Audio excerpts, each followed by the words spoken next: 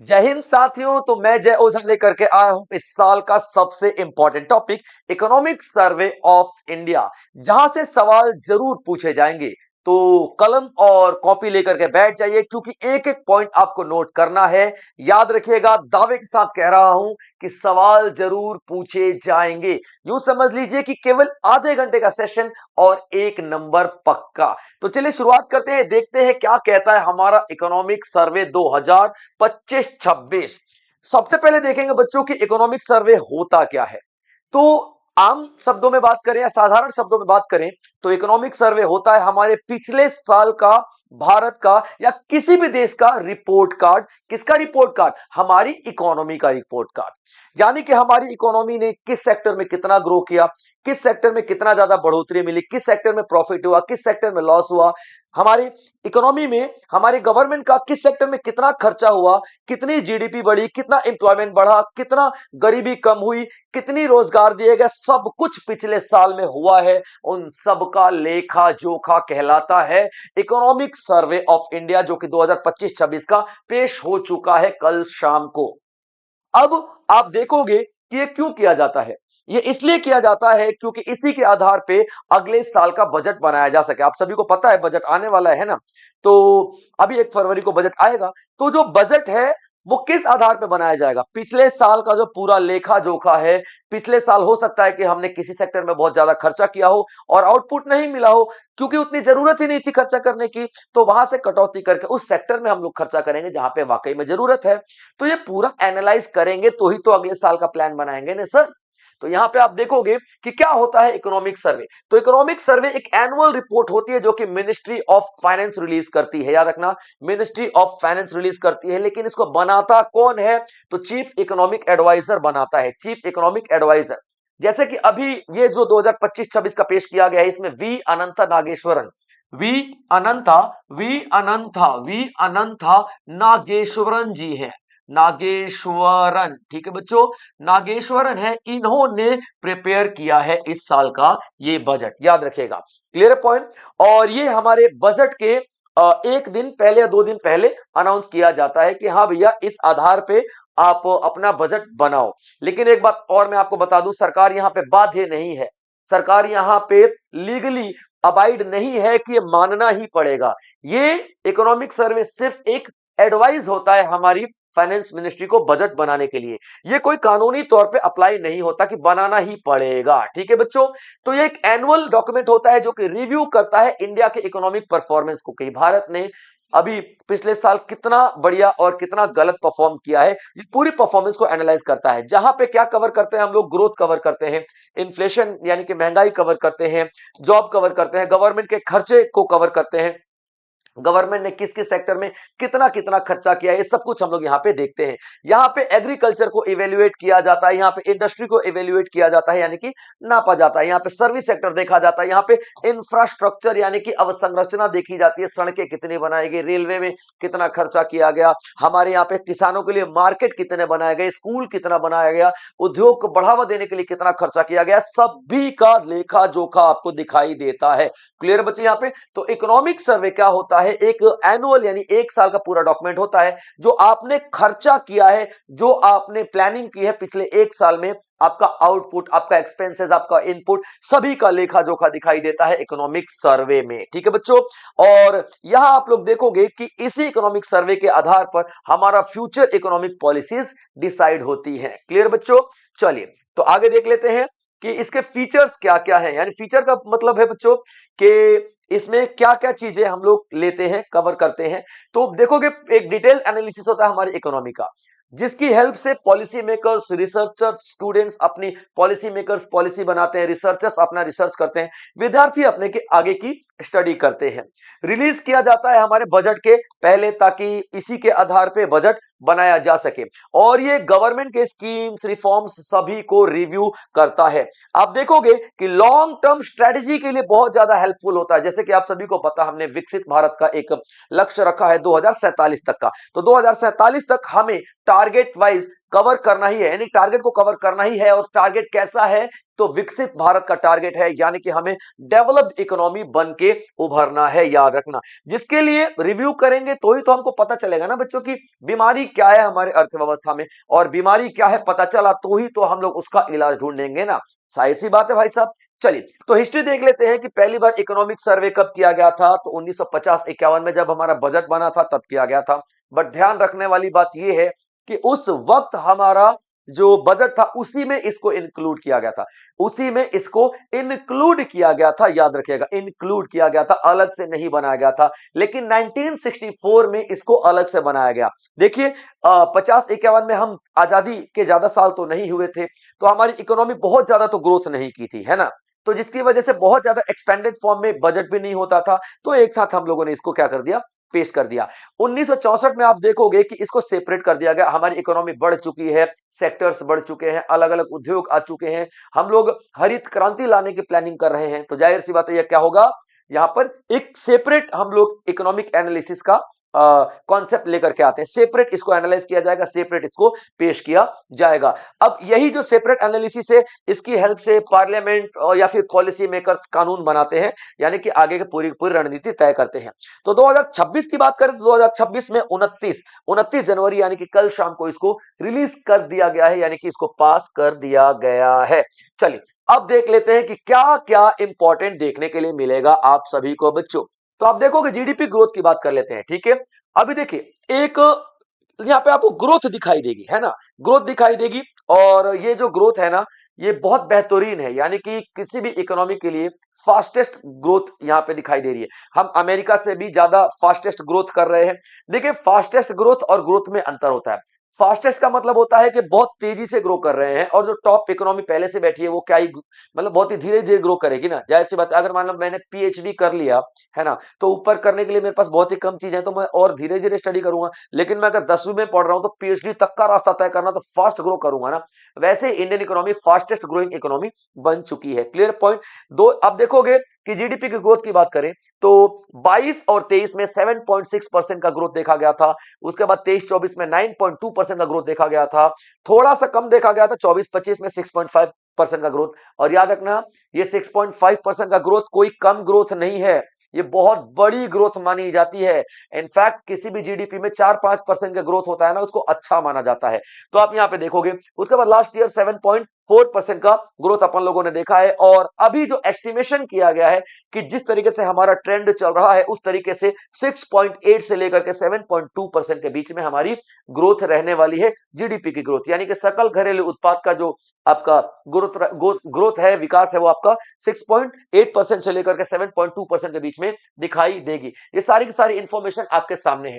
तो GDP growth की अगर हम बात कर लेते हैं फाइनेंशियल ईयर 2000 पिछले साल की, याद रखना ये जो एस्टिमेशन अगले साल का है, ये इस साल का है, ये इस साल का 7.4%, ठीक है, याद रखना, क्योंकि हम रिव्यू कर रहे हैं पिछले साल का, आने वाला नहीं। आने वाला साल ये रहा 6.8 से लेकर के 7.2%, ये बात को ध्यान में रखना, ठीक है।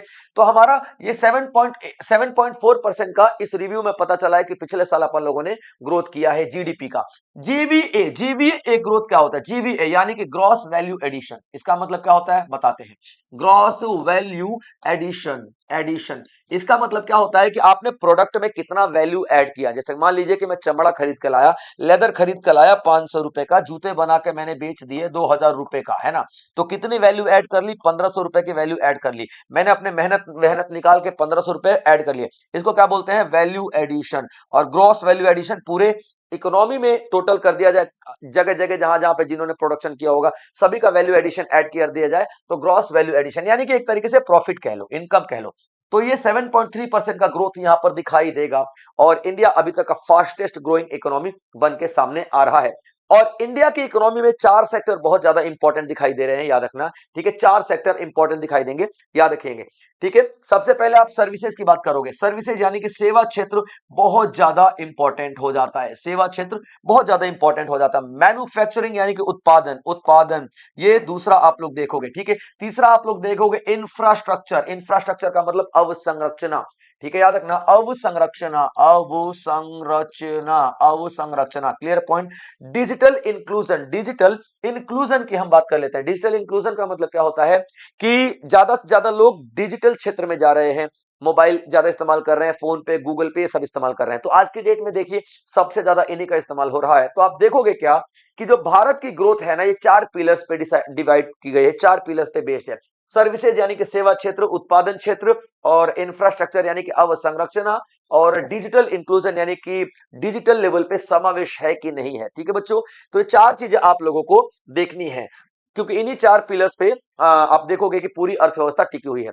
अभी कंजप्शन एंड इन्वेस्टमेंट देख लेते हैं, यानी कि उपभोग। ठीक है, कंजप्शन एंड इन्वेस्टमेंट यानी कि उपभोग। ठीक है बच्चों, उपभोग यानी कि जो आम जनता है कितना कंजप्शन कर रही है उसकी बात कर लेते हैं, उपभोग की बात कर लेते हैं।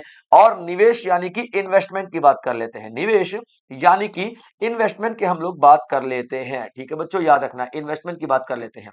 ठीक है, चलिए, तो अब यहाँ पे हम लोग क्या देख रहे हैं कि कंजप्शन और इन्वेस्टमेंट की हम बात करें तो इन्वेस्टमेंट जो है ना, कंजप्शन जो है 7% से बढ़ी है, कंजप्शन जो है 7% से बढ़ी है। जो आम जनता ने खरीदारी शुरू किया है, उपभोग शुरू किया है, ये किया है 7% से ज्यादा। यानी कि आम जनता पहले 100 रुपए खर्चा करती थी, तो अब 107 रुपए खर्चा कर रही है, 7% ज्यादा खर्चा कर रही है। और जो ये टोटल खर्चा आम आदमी के द्वारा किया जा रहा है ना, ये हमारे जीडीपी का 61.5% है, हमारी जीडीपी का 61.5% है। क्या दिखा रहा है कि लोगों के पास इनकम अच्छी आ रही है, तो ही तो ज्यादा खर्चा कर रहे हैं ना भाई साहब।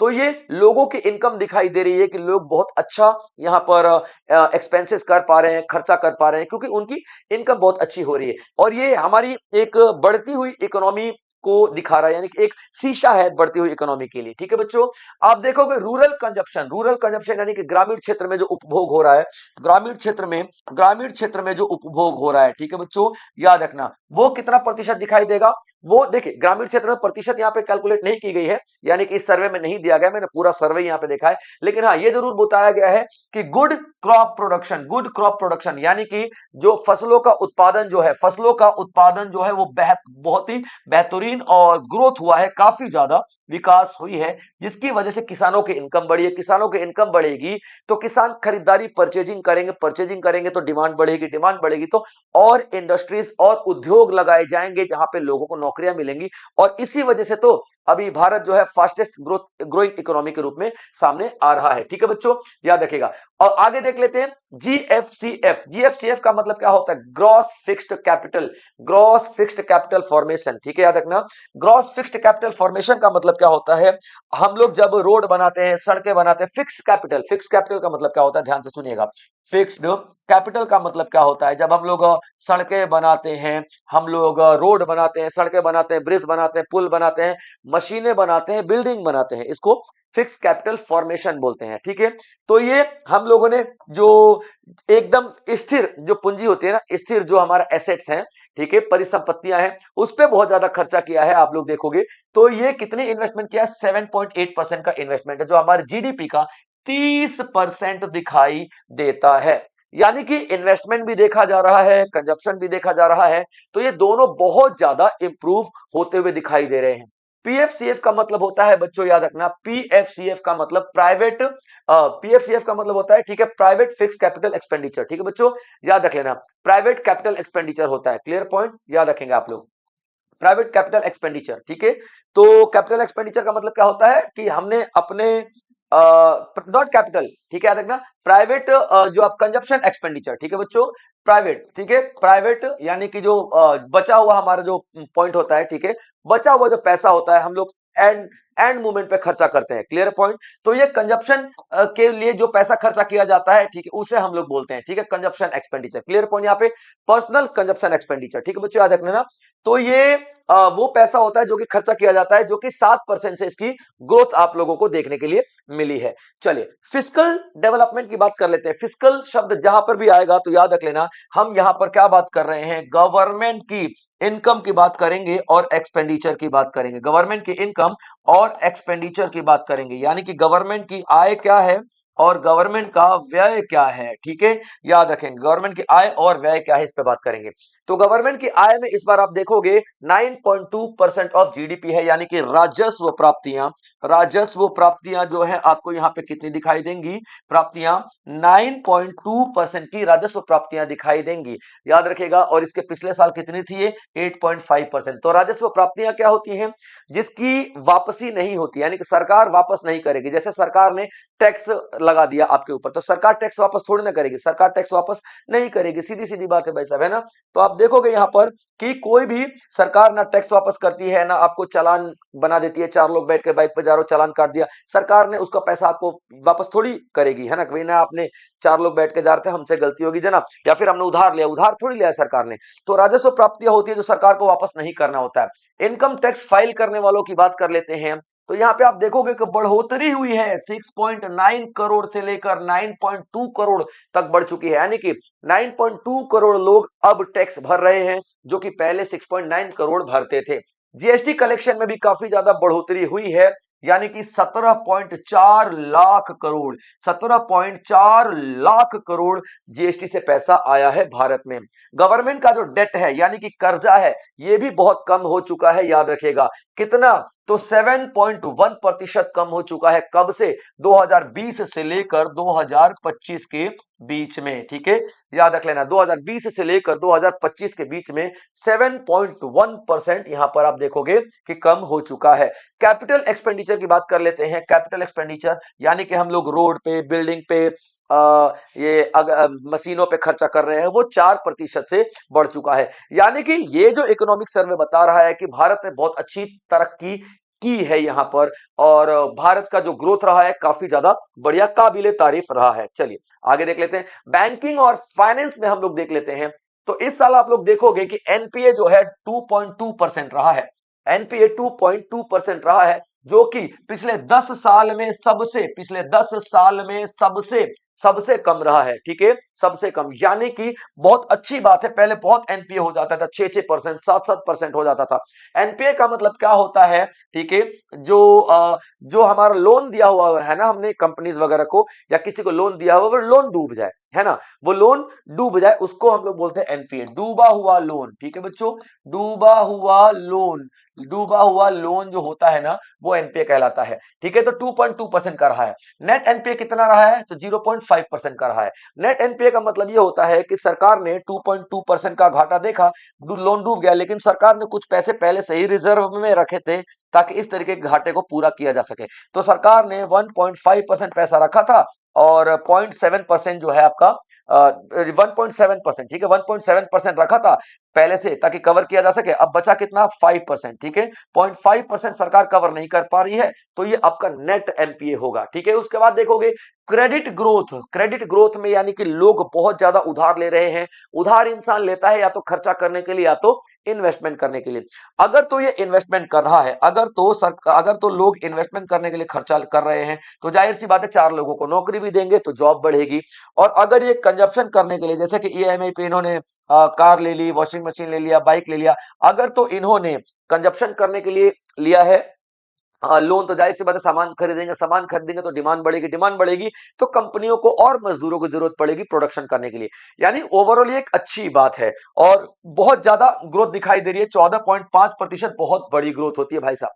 अब बैंकिंग सेक्टर को रेजिलेंट कर दिया गया है, रेजिलेंट कर दिया गया है, रेजिलेंट एंड स्ट्रॉन्ग कर दिया गया है, रेजिलेंट एवं स्ट्रॉन्ग कर दिया गया है। इसका क्या मतलब होता है, रेजिडेंट रेजिडेंट का मतलब, रेजिलेंट का मतलब जैसे कि आउटर इकोनॉमी है, यूएस हो गया, रशिया हो गया, इनमें कुछ भी हो जाए, इंडिया की बैंकिंग पे फर्क नहीं पड़ने वाला भाई साहब। हमने अपनी बैंकिंग को इतना ज्यादा स्ट्रॉन्ग कर लिया है, यानी कि एक्सटर्नल झटके नहीं लगेंगे। उसके बाद आप यहाँ पे देखोगे कि एक जनधन खाता खोला गया था हमारे भारत में। ठीक है, जन धन खाता खोला गया था हमारे भारत में। ठीक है बच्चों, याद रखना, जनधन खाता खोला गया था। तो जनधन खाता ना भाई साहब 55 करोड़, ठीक है, कितना, 55 करोड़ लोगों ने जनधन खाता में अपना अकाउंट खुलवाया है। और लोग जो आपका जो प्रोविडेंट फंड हो गया या फिर म्यूचुअल फंड हो गया, प्रोविडेंट फंड तो खैर जॉब में ही कटने लग जाता है, मैं म्यूचुअल फंड की बात कर रहा हूं। म्यूचुअल फंड में लोग बहुत कम इन्वेस्टमेंट करते थे, लेकिन पिछले साल 12 करोड़ लोगों ने म्यूचुअल फंड में इन्वेस्टमेंट किया। 12 करोड़ लोगों ने म्यूचुअल फंड में इन्वेस्टमेंट किया है।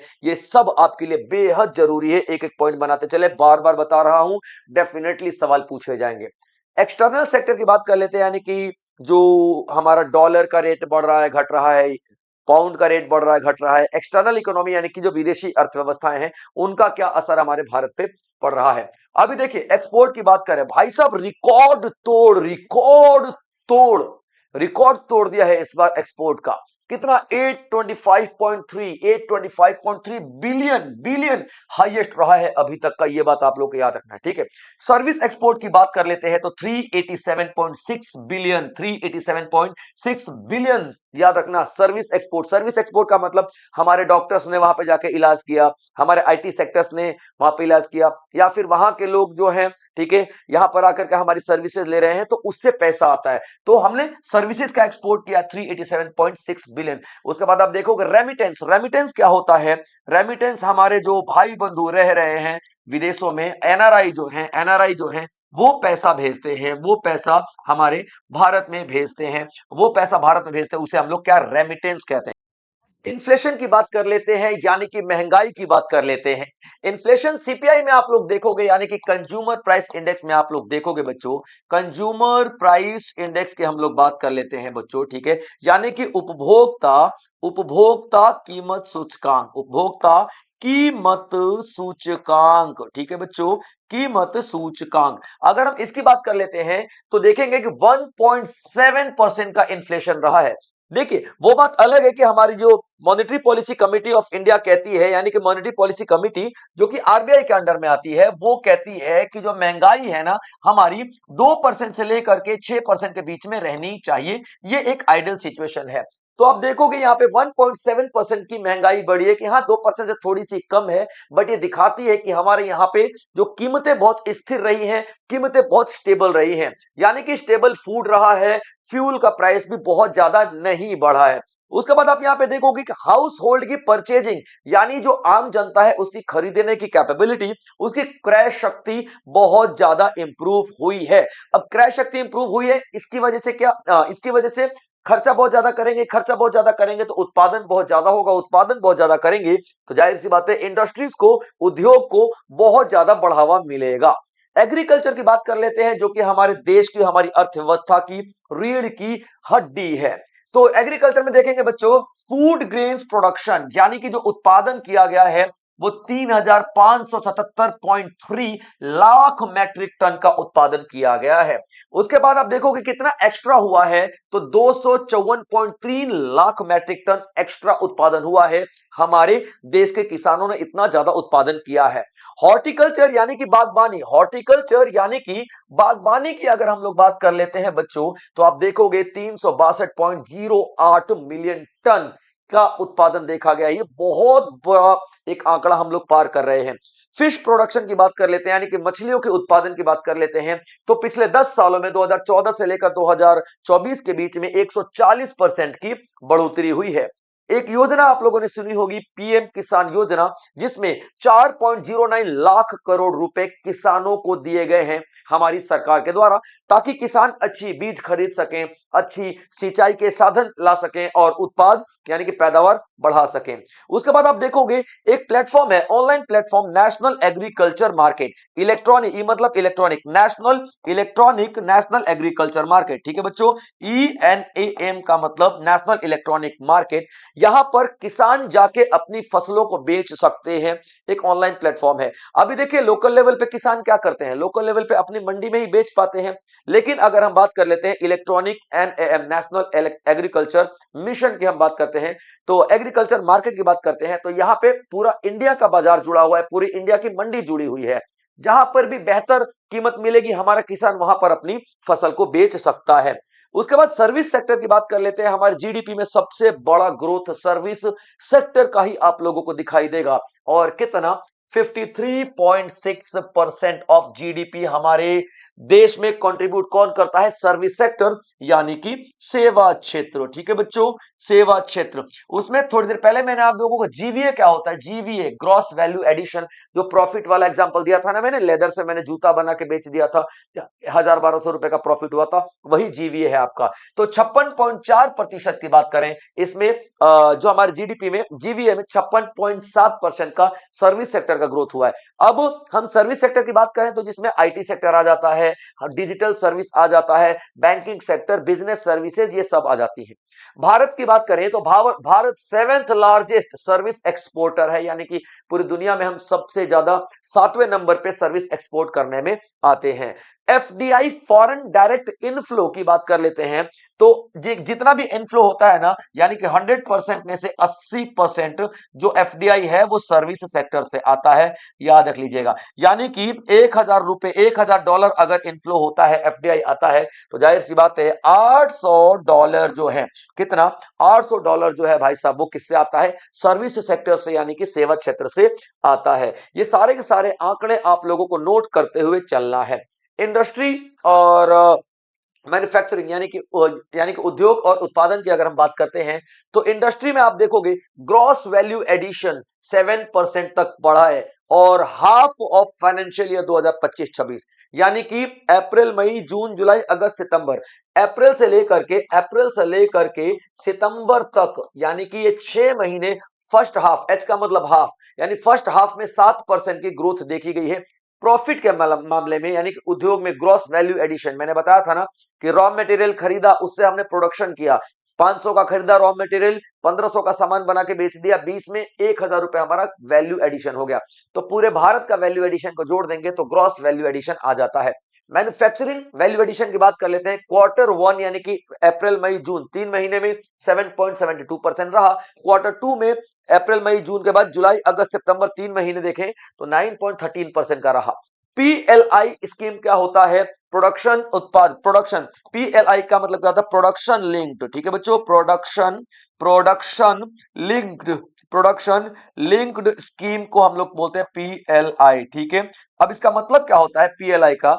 वो अब देखिए, एक गवर्नमेंट है ना, गवर्नमेंट क्या करती है, याद रखना, गवर्नमेंट क्या करती है ना कि जितने लोग भी ज्यादा उत्पादन करेंगे उसके लिए उनको इंसेंटिव देती है ना। जितने लोग उत्पादन ज्यादा करेंगे, जितने उत्पादक ज्यादा करेंगे उत्पादन, उनमें इंसेंटिव ज्यादा होती है ना। तो जब इंसेंटिव ज्यादा मिलेगी तो और उत्पादन होगा, और उत्पादन के लिए उसको और ज्यादा मजदूरों की जरूरत पड़ेगी।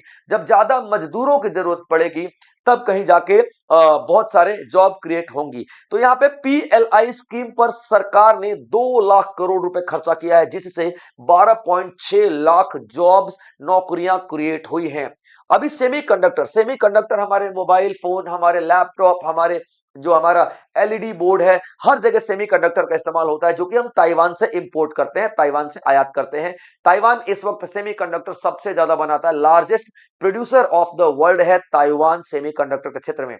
लेकिन अभी देखा जा रहा है कि चाइना का दबदबा बहुत ज्यादा बढ़ता जा रहा है ताइवान में, और ताइवान कहीं ना कहीं हो सकता है कि चाइना के अंडर में आ जाए। तो उस वक्त चाइना हमको ताइवान से खरीदने देगा कि नहीं देगा पता नहीं, क्योंकि भाई डिस्प्यूट तो चल रहे हैं और डिस्प्यूट बढ़ेंगे। इसलिए सेमीकंडक्टर के फील्ड में हम लोगों ने खुद का उत्पादन करने का सोचा, और 10 प्रोजेक्ट लगाए सेमीकंडक्टर बनाने के लिए, और 1.6 लाख करोड़ का इन्वेस्टमेंट भी दिया गया सेमीकंडक्टर फील्ड को। इंफ्रास्ट्रक्चर की बात कर लेते हैं, यानी कि रोड, सड़कें, ब्रिज, इन सब की बात कर लेते हैं, तो कैपिटल एक्सपेंडिचर 11.21 लाख करोड़ का रहा है। कैपिटल एक्सपेंडिचर का मतलब क्या होता है? पूंजीगत व्यय, याद रखना, पूंजीगत व्यय क्या होता है भाई साहब? हमने बताया ना, जैसे कि आप सड़कें, मशीन, बिल्डिंग, इन सब पे खर्चा करते हैं तो पूंजीगत व्यय कहलाता है। हाईवे पे 5,364 करोड़, 364 किलोमीटर का हाईवे एक्सपेंड हो चुका है। रेलवे इलेक्ट्रिफिकेशन की बात करें तो 99.1% रेलवे हमारी बिजली वाली हो चुकी है, बिजली पे चलने वाली हो चुकी है। एयरपोर्ट की बात करें तो 164 जो एयरपोर्ट्स बनाए गए हैं, और India 3rd largest domestic aviation market रखता है, यानी कि तीसरे नंबर पे आ चुका है। एविएशन सेक्टर में, जो उड्डयन क्षेत्र है, उस सेक्टर में भारत तीसरे नंबर पे आ चुका है। डिस्कॉम्पैट का मतलब क्या होता है? बिजली बिजली वितरण करने वाली कंपनियां, बिजली वितरण करने वाली कंपनियां, ठीक है बच्चों, करने वाली कंपनियां, याद रखना कंपनियां, ये आप लोग देख लेना। तो ये भी बहुत ज्यादा प्रॉफिट जनरेट कर रहे हैं। इसका मतलब क्या है? लोग बिजली बहुत ज्यादा इस्तेमाल कर रहे हैं, यानी कि उनकी लाइफस्टाइल बहुत अच्छी हो चुकी है। टीवी हो गया, मोबाइल हो गया, एसी हो गया, सब बढ़िया तरीके से इस्तेमाल किया जा रहा है। तो आप देखोगे 27,001 करोड़ का यहाँ पर पूरा आप देखोगे इनकम देखोगे, ठीक है बच्चों, इस सेक्टर से। अभी सोशल सेक्टर की बात कर लेते हैं, सोशल सेक्टर की। सोशल सेक्टर का मतलब क्या होता है? सामाजिक जो चीजें हैं उस पे, ठीक है।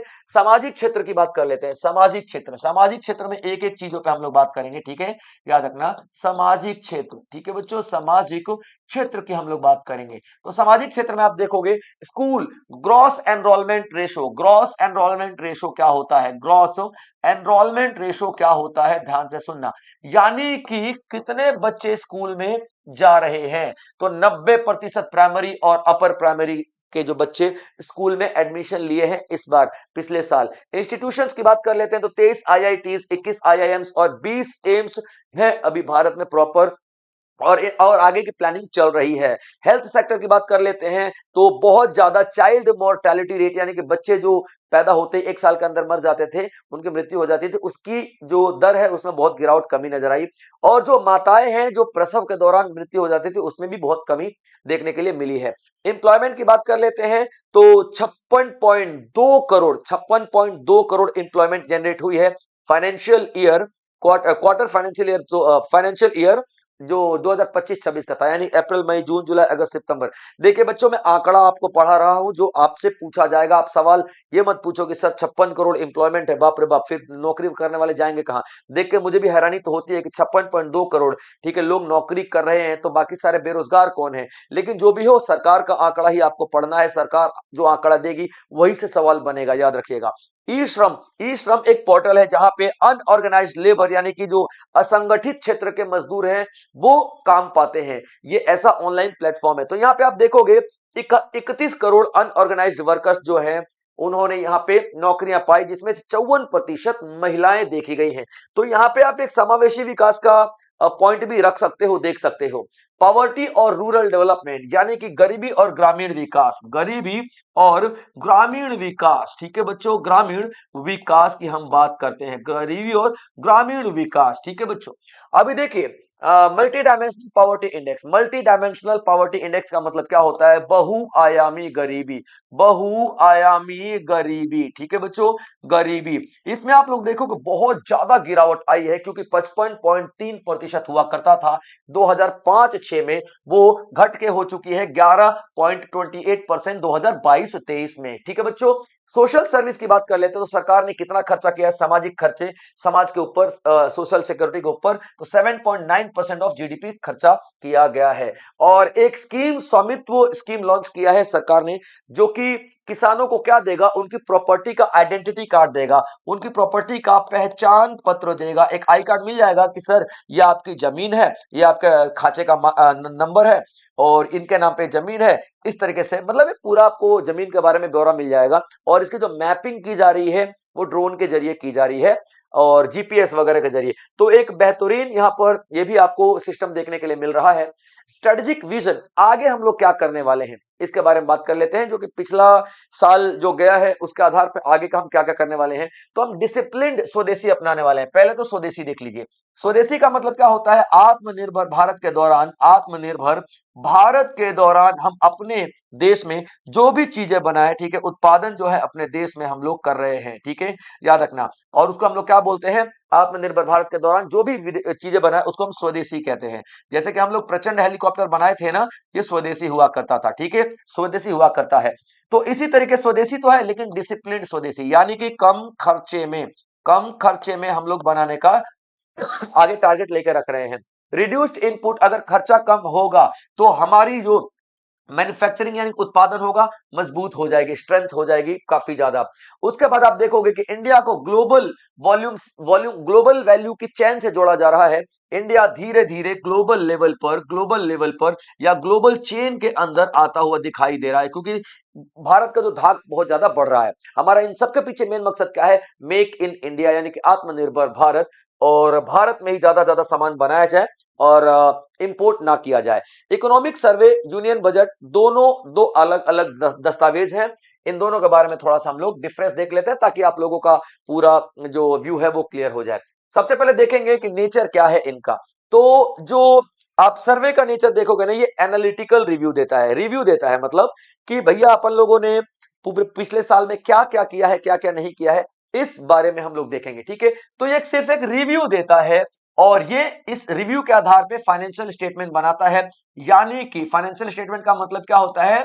वित्तीय विवरण बनाता है कि भैया अगले साल हम क्या क्या खर्चा करेंगे, क्या क्या खर्चा नहीं करेंगे।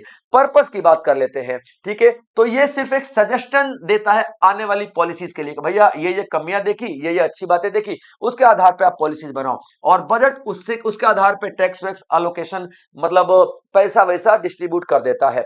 ये जो इकोनॉमिक सर्वे बजट के पहले होता है, और यूनियन बजट के मतलब सर्वे के बाद होता है। ये एडवाइजरी होता है, मैंने शुरुआती में बता दिया था कि एडवाइज ही कर सकते हो, लेकिन ये लीगली बाउंड होता है, बजट पेश करना ही करना है।